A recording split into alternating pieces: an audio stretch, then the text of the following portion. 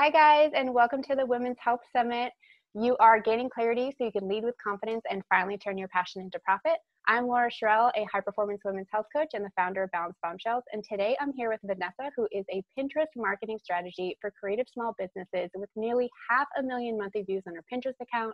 She specializes in teaching traffic-generating strategies to increase your brand visibility, book more clients, and generate sales.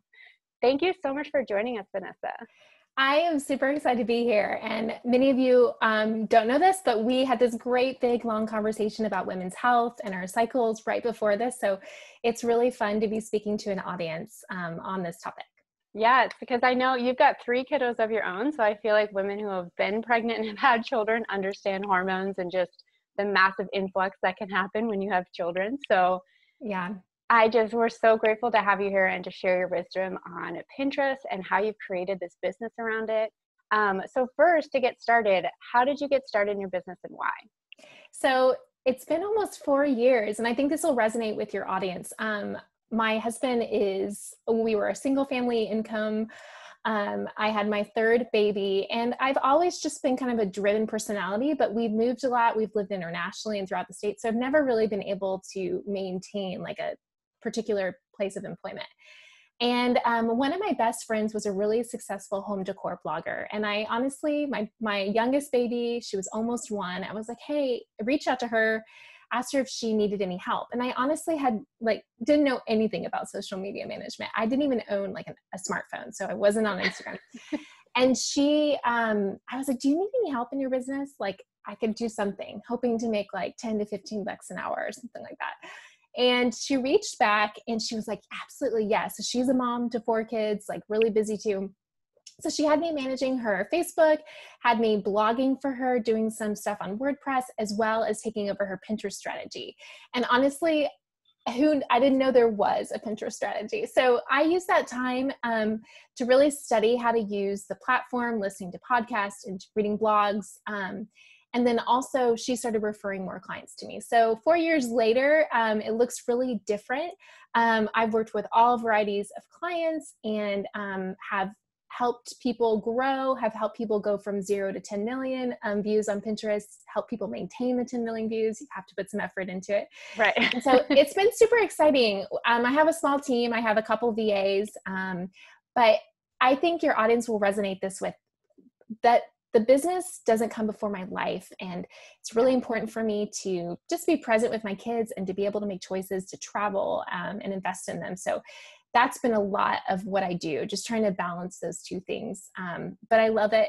And I'm grateful to have an internet business, especially with what's going on right now. I know, because I feel like your story resonates so much, either with people traveling for their husband's jobs or they're in their full-time gig and they're like, how can I start this dream business that I have, but still do it while I'm still work while I'm building it out. And I feel like Pinterest is just one of those strategies that we need to have. And then once you are established, how can you continue to scale and grow and then obviously maintain? Because I'm assuming getting to 10 million monthly views is no easy feat. Yeah. And it doesn't happen for everyone. And it is very niche dependent. But I think in this particular niche, women make up the largest majority of users on Pinterest, 25 women between the ages of 25 and 45. Now, if that is not your ideal audience of women who are childbearing age to approaching menopause, then I'm probably not speaking to the right audience. But well, I think you are, because they're really interested in health and women's health, which is very much driven around our cycles, which is obviously childbearing age. So I think you're talking to the perfect audience for you. Exactly. No, I mean, that's what I mean. And so but for people who are in really, really specific niches, I also work with other businesses, like marketing businesses. It's hard to reach 10 million views because you don't have that many businesses looking for advice on marketing their business. But when you think about every single woman can be affected by your content and your expertise, you have the ability to really scale that. But it does take time. I'm not going to say that it's a wand and you're there right away. Do you want to just briefly describe the difference between Pinterest and Instagram and Facebook? Because I've talked to a lot of female entrepreneurs who don't use Pinterest. They know they should, but if you can just give us a rundown of Pinterest 101, why should we use Pinterest while still focusing on our other social media channels, but using it more? Yeah. So typically Pinterest is called a social media platform, but Pinterest really isn't social at all. It's about purpose and planning. And so when you think about the user on Pinterest, I always like to use this example. If you want a pair of Nike tennis shoes, you go directly to Amazon, Nordstrom, Zappos.com, wherever you like to buy shoes. You go to Pinterest for inspiration. So you're not going to Pinterest to find a pair of Nike tennis shoes to purchase. You're going to go there to look up tennis shoe trends for 2020, let's say.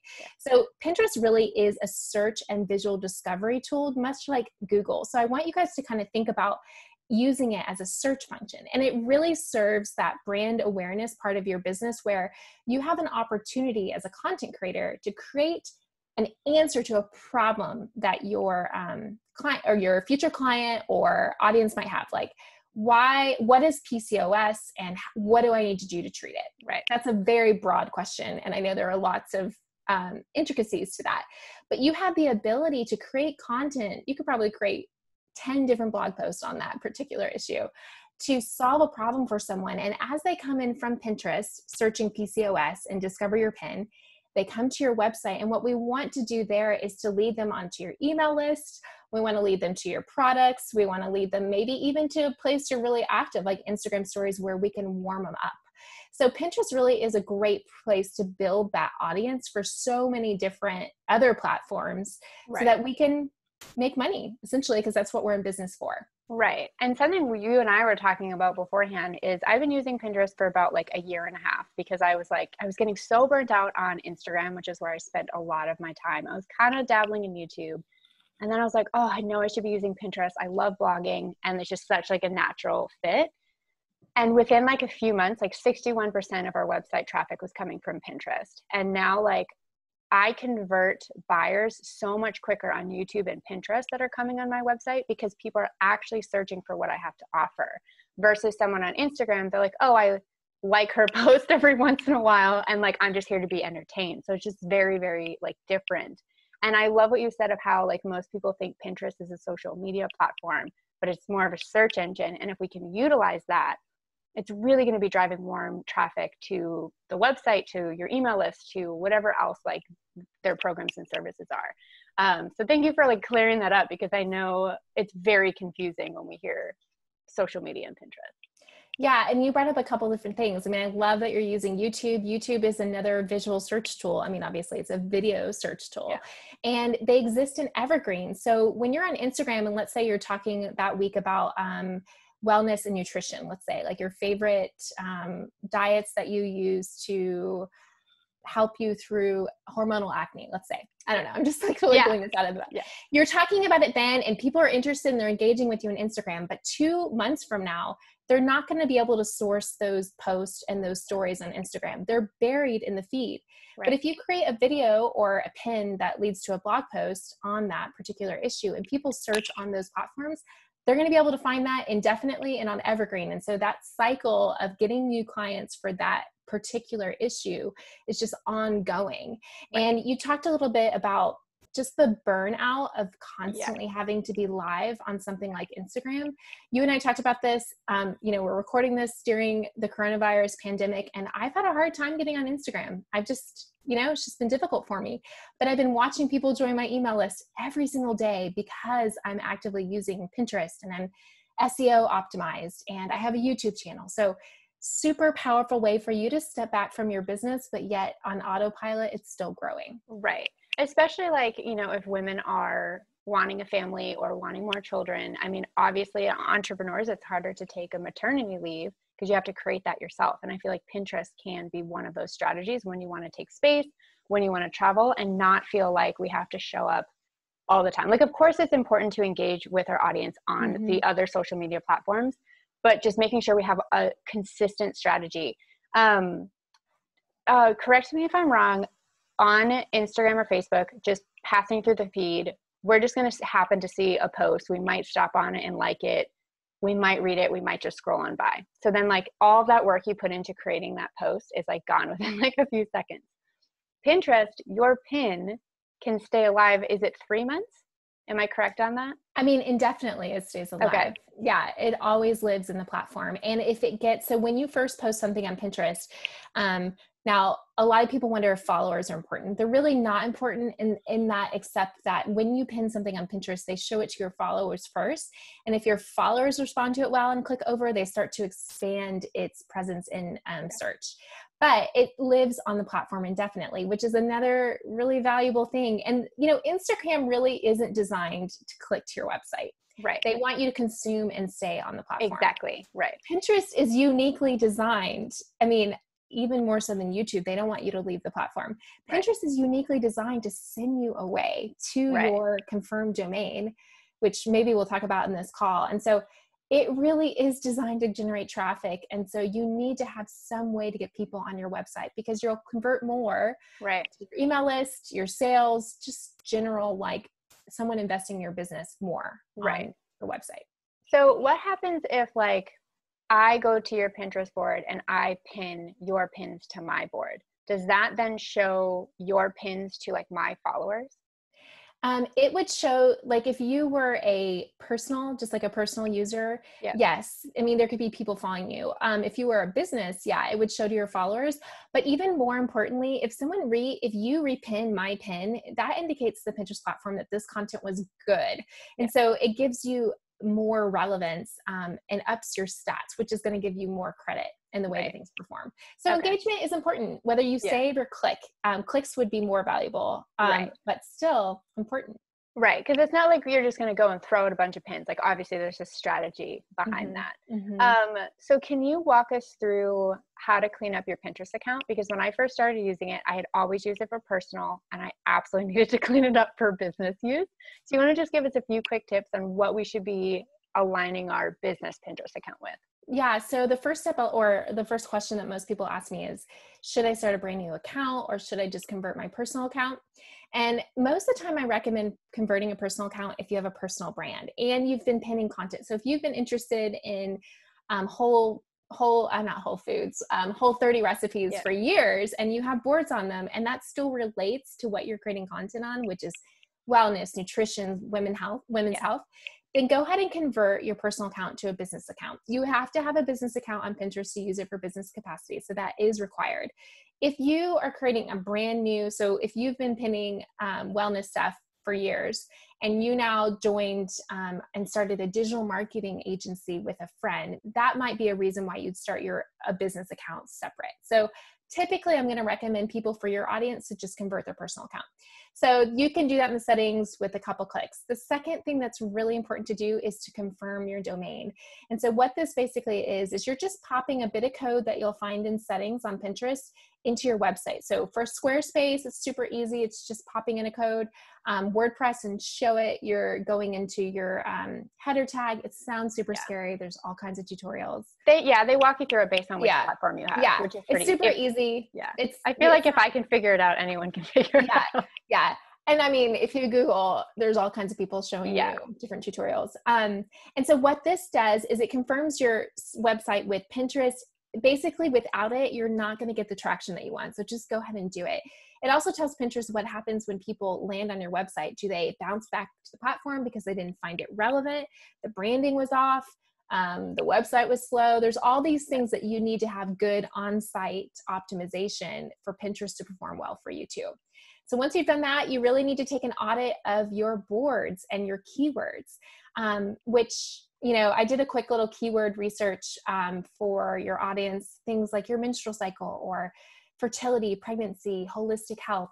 Pop those keywords into the Pinterest search bar and start taking note, literally copy and paste the keywords into some kind of spreadsheet where you can take note of what types of keywords you should be using. Right. Once you do a general kind of keyword research, look at your boards and make sure they fit. So if you have a bunch of boards, for example, all my boards are marketing strategy type boards. If I have a paleo board and a pregnancy board, those don't fit me because I don't create content on those things. Right. So if you're cleaning up your boards and they don't fit the type of content that you create, go ahead and make those boards secret. Don't delete them, just go ahead and make them secret, and make sure the boards have good search relevant names. So don't do something like yummy recipes. No one is searching, well, they might be searching yummy recipes. Be more specific. Maybe we mentioned Whole 30 recipes or paleo recipes or I'm sure there are some really specific ones for hormonal health or whatever. Yeah, I do like gluten and dairy free Perfect. recipes. Yeah. Because that's what people are searching for. They're not searching for like foods that make me salivate or whatever. Right. Or like yummy recipes. Like, exactly. very specific. Make sure your boards fit your content and make sure they're relevant. Now, I will say that as women, you might never create content on nurseries, like your favorite nurseries. But if you're trying to interact with moms and pregnancy and fertility, have some separate niche boards that relate to that as well. But don't prioritize those. Make sure you prioritize the boards that fit the content you're creating. Right. Because then the point is like to make it where when I land on your Pinterest, I feel like you made it for me versus it's you personally. Yeah. Right. Yeah. And I mean, and you can do that too as well, the types of things that you communicate on the pin. So on your actual pin graphics, use text overlay. If you're teaching on something, whether it's 3 tips for a natural fertility diet or whatever it happens to be, make sure you're communicating that information on the pin that can get someone to click over. You want to make it seem like you're speaking to an audience of one, like you mentioned, and that you're serving that client. Yeah. Right. So what happens like when, let's say someone clicks on the pin and they go to my website, what should I be doing to make sure that I can actually convert them? Because like then you're like, we're doing all this work, basically doing this strategy, getting the pins up. We want to make sure that we can also convert them when they stop on our website. Yeah. So, I mean, there's all kinds of different strategies you can take. One of my favorite things to do is you always need to have a call to action on that particular blog post. And you might have different call to actions. Like you might have a hello bar at the top, which is like, hey, join my exercise challenge to XYZ. And then you might have some stuff on the side, like check out my shop or whatever. But in the actual blog post, I have like a graphic I made in Canva. We all love Canva, right? Yeah. And it has a picture of my freebie. So this is my freebie. It's a Pinterest startup guide. And then it has a couple call to actions on it where if you click on that, it takes them to the landing page to sign up for that freebie. So I put that about halfway through the post. I also have, I have related posts to that particular blog post, I'll include links to those there.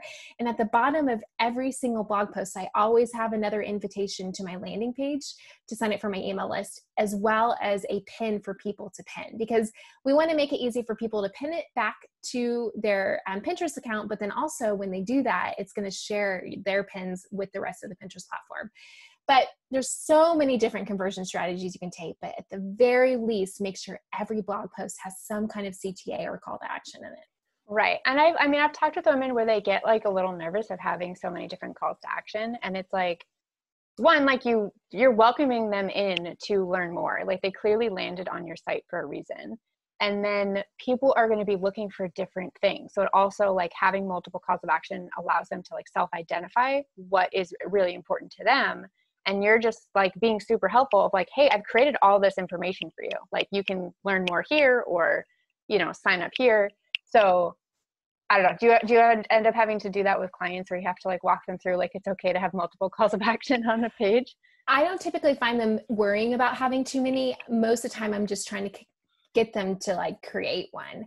And I think it's just a lot of times you said you loved blogging, which is like music to my ears, but a lot of people just really struggle with that process. But again, if you're going to work so hard to get people to land on your website, let's make sure that we can capture them. There are some added benefits. Like if you're running Facebook ads and they land on your website, they're going to be caught in the Facebook pixel and they'll be retargeted. Yeah. So there are some ways that you can retarget them without getting them on that landing page. But I think that, in general, you will make the most money and be the most successful at speaking to your audience with having for the summit would say that the email list is just really, really valuable.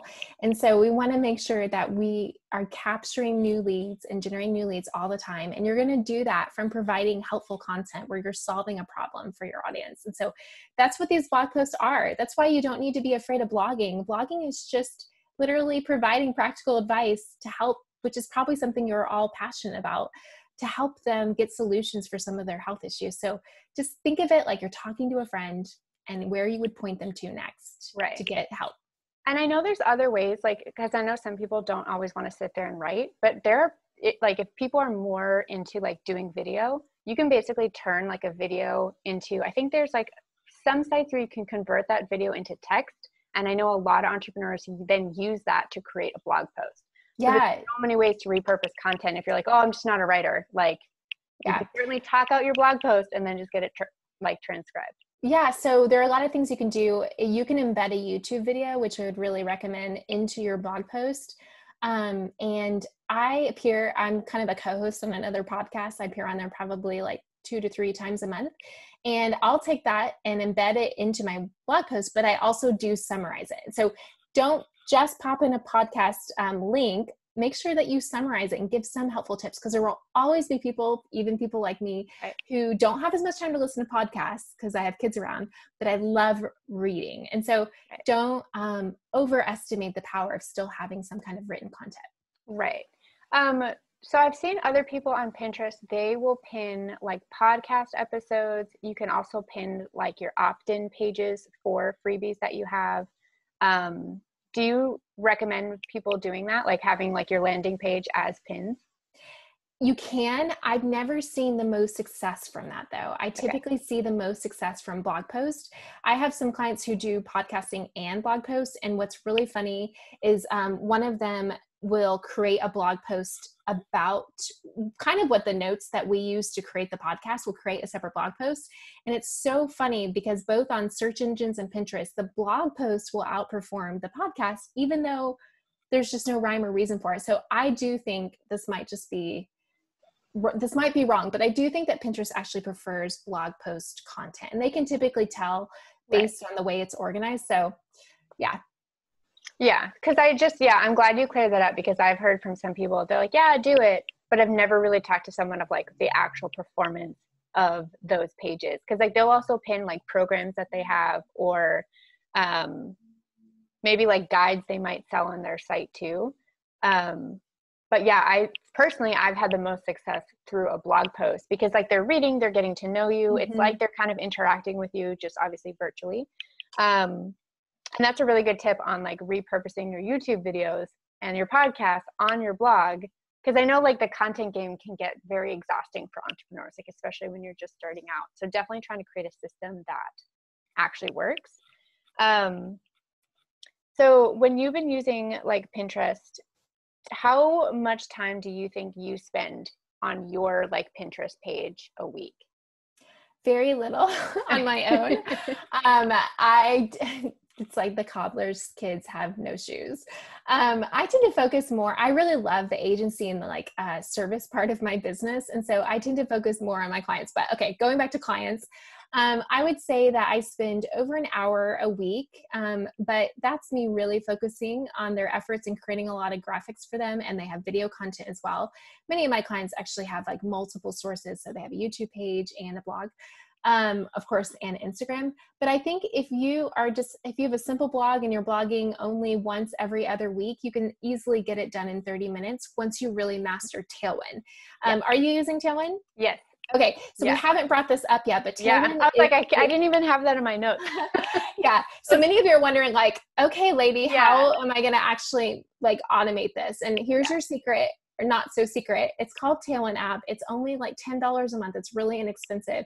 And what it does is it allows you to schedule all your pins in advance. And so that is the secret for me and why I'm a Pinterest strategist, because I could never be an Instagram story strategist, because I'm never alone, especially right now. I have 3 kiddos. Like I need to be able to have a robust Pinterest marketing strategy without babysitting the platform. So Tailwind allows you to schedule it all in advance. So you can sit down once a week.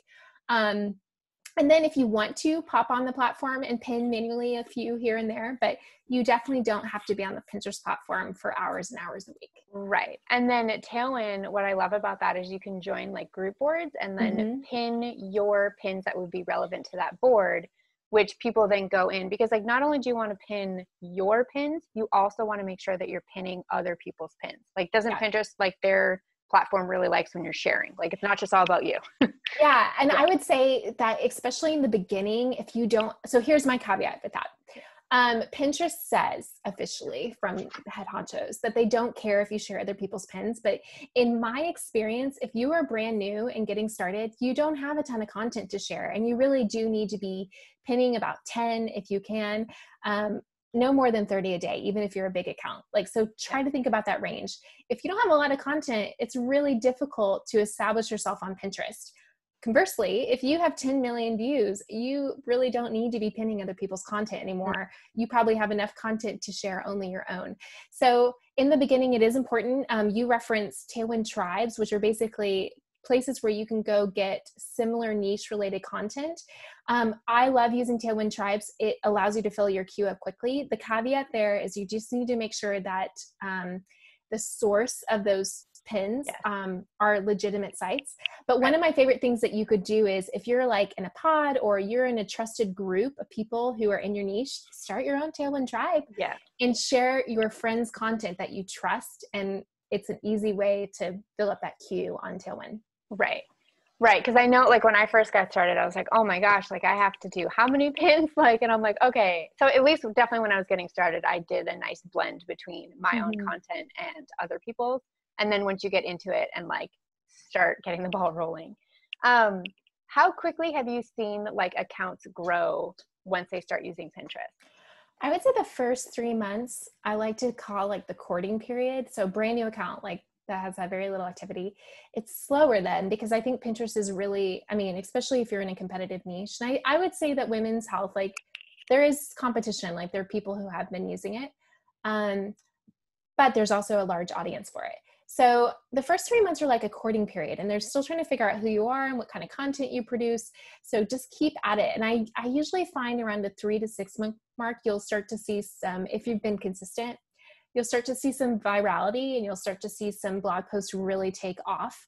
And then at that point, it's not time to slow down. It's a good time to evaluate like what's been successful. Like maybe 5 blog posts have been really popular. So that's the time that you go through and create new graphics that go back to those same blog posts so that you can keep sending traffic to those. Or maybe, Laura, you've seen one blog post convert to a lot of email followers or subscribers. And you can say, hey, like I can either take that blog post and make more blog posts that are similar to that subject, or just create a bunch of pin graphics and send them back to that on the Pinterest platform and let that kind of be your like crown jewel piece of content.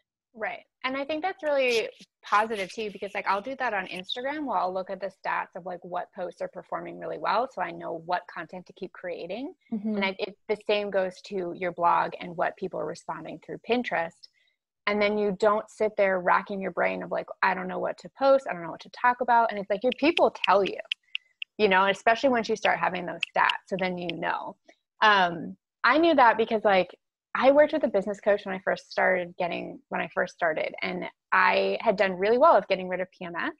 And she was like, that's what you should lead with. And I was like, but in order to get to get rid of PMS, I had to support my entire cycle all month long. So it's not like I just focused on that 1 week and everything was great. So I live by a concept called cycle thinking. I don't know if you've heard of that. I haven't. Oh, so it's when you match your food, your fitness, and like your daily habits from like work or self-care to each of our cycle phases. So like we have 4 and they each compound on top of each other. And it's a natural way to balance your hormones. And like, it's changed my life where I literally quit my job to like teach this full time because I was so obsessed with it. I love it. So I started talking more about cycle thinking and I started noticing like I was getting more tractions. People were sharing my content more. They were reaching out more.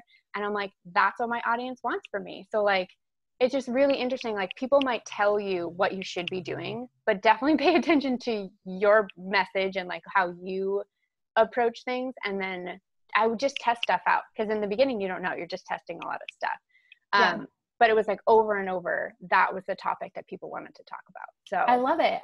Yeah. And, you know, people are always afraid to niche down because they believe their audience is going to get too small, but you probably could specifically just focus on cycle syncing and build a whole business around it and ignore fertility or ignore. Well, it can be used for fertility. Like it's just, there's so many different avenues that women can use cycle syncing for whatever she wants, basically like stress management, energy, more creativity and productivity at work. I cycle sync my husband. Like he's literally synced to my cycle where I'll be like, here's how I'm going to feel this week.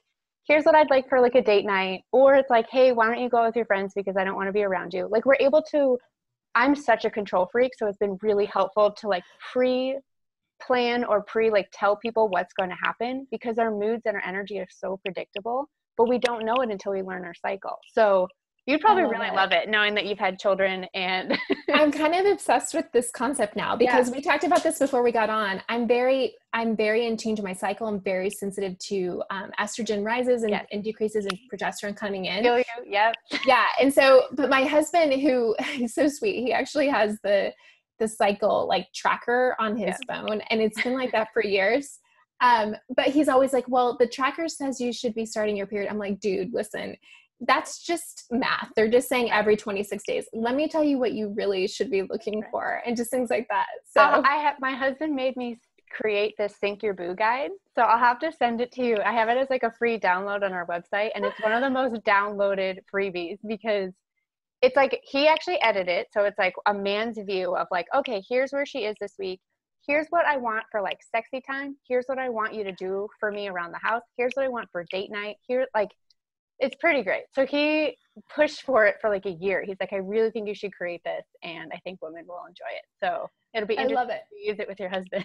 No, it's great. He does consult it. I feel like he tries to pretend like it knows more about me than I do about myself. I'm like, no, let me give you some other clues. So right, because I always have to tell women like an app is one thing, but especially if they're like regulating their cycles, an app doesn't always keep up. So I use what app tracker do you use? I think it's called Clue, if I remember correctly. Yes, that's my favorite. It's the one that updates the best, and I love that it tells you like when you're about to be ovulating and when you're about to have your period. And like I just like getting those notifications to my phone. Even though I know it's just kind of like a nice confirmation.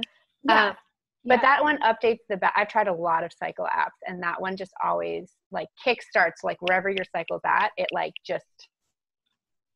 But the other ones would be like, they would delay everything. So I love it. I love that so much.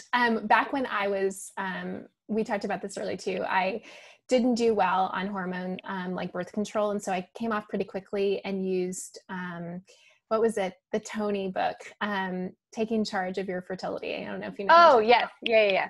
It was kind of the Bible back then before we had all these apps. And, you had to like monitor all these different things on a spreadsheet. And so now it's like so much easier. Thank you for having apps because it makes it so much easier, especially if you do temperature tracking to make sure like ovulation is happening. I loved that. But you're not alone on being like sensitive to the hormone shifts. And like, I used to talk to my friends about it and they just looked at me like I was crazy. And I'm like, am I the only woman that feels like this? Like, but thankfully, like you can smooth it out. Like you basically can build up your body's defense internally so that you don't have as much drops or like such significant rises. Like everything rises and falls in the way that it's supposed to and not like too much or too little. Yeah, I've just found like I've talked to other people about this before. And I mean, some people have really irregular cycles and things like that. But some people just don't tune in to their bodies. And I've always just been the type of person who is, or anything, like I researched something, which is probably how I became a Pinterest strategist, because I'm like, I'm going to master this platform. So I really appreciate hearing about that. I definitely need to learn more about cycle syncing, because I told my husband, I'm like, I'm 35, like I'm probably going to have fertility until 45 at least. Like I have a whole decade of preventing pregnancy. Like let's make sure I know what's going on. Right. So, and like part of cycle syncing, like it's protecting your fertility. And like most women, we only want fertility when we want to have children, but it's like, if we actually protect our fertility, like that's a woman's lifeline. Like it is actually, when our fertility is really high, we have more energy, we age way more gracefully. You're going to go through menopause more gracefully. Like everything, like protecting that piece of us is actually like really important. So I'm really hoping women will end up using Pinterest to get their message out there, because there's so much information. It's beyond fertility. It's just hormones and I think are really important for people to know. So I know you have a freebie for us on how we can get started on Pinterest. Yeah, so it's available at vanessakynes.com. If you just look at the top of my website, it has a link to the landing page. I'll leave the link below too, so people can grab it. Yeah, so free Pinterest startup guide. It kind of takes you through 9 tasks to getting started on Pinterest. But usually people pick that up. But I do have a YouTube channel if you're really visual and you kind of want to see how Tailwind operates. Yes. I also have a course called Pin Progress. There's over 70 students in there. And the thing I love about the course is that it really focuses on the website analytics. So I personally love Google Analytics, and it shows you like what people are doing and where they're going when they land on your website. And that's really, really important information because we've talked about this, like you don't just want to throw darts at your content. In the beginning, it feels a little bit like that, but eventually you'll start to see like this is the content most people are resonating with it and from Pinterest. So you can start making some strategy around that. So yeah, I'm kind of all over, super quiet on Instagram right now, unfortunately. I mean, yeah, there's no shame. Hopefully I'll pick it back up. I think it's one of those things where like I often ask myself, like, is anyone even going to notice? Because they follow so many people. So they might just think like, oh, Vanessa's stuff just didn't pop up. Yeah. Like, I'm the type of person who I'm like, I haven't heard from that person in a while, and I'll go send them a DM. But most people, but I think that's based on what I can tell, that's kind of our personalities. We're just really like micro focused. But yeah, like if I do share something recently, I've shared like, well, which I think is important. So a lot of what I share on Instagram isn't necessarily Pinterest. It's really more about like mom business life in the sense that like, hey, we need to go on a walk. And if you need to go on a walk and smell the jasmine, which is like alive and so fragrant right now, I'll share just a story of me like walking through my garden in the crunchy gravel and like smelling the jasmine, or letting the girls play in the middle of the day, or running this. Like I think I want to show people that like you don't have to be married to your job, and it is okay if you're one of those type businesswomen, but I knew that was not one of them. Me. Yeah. I couldn't do it. Yeah, I don't think it's good for my health to be that focused on something. Same here. So I had to have even though I teach health, like you have to mentally be able to step away. And I love that Pinterest allows business owners to be able to do that. But thank you so much for sharing all of your Pinterest knowledge. I'm really hoping women are super excited about this because not many entrepreneurs are talking about Pinterest, and I really think we need to do more of it. Yeah, and just before we leave, just a quick tip. Many of you probably have Pinterest. If you doubt whether your content can do well, just go ahead and put some of the ideas that you create or you hope to create on the Pinterest platform, and you'll see there are lots of other people who are using it. So don't be afraid by that, but see, like it is a good place for that content to live. Yeah. And then it'll just live on forever, and people can just constantly be coming to your website and signing up for your email list. But thank you so much for joining us. We'll talk to you soon. Thanks.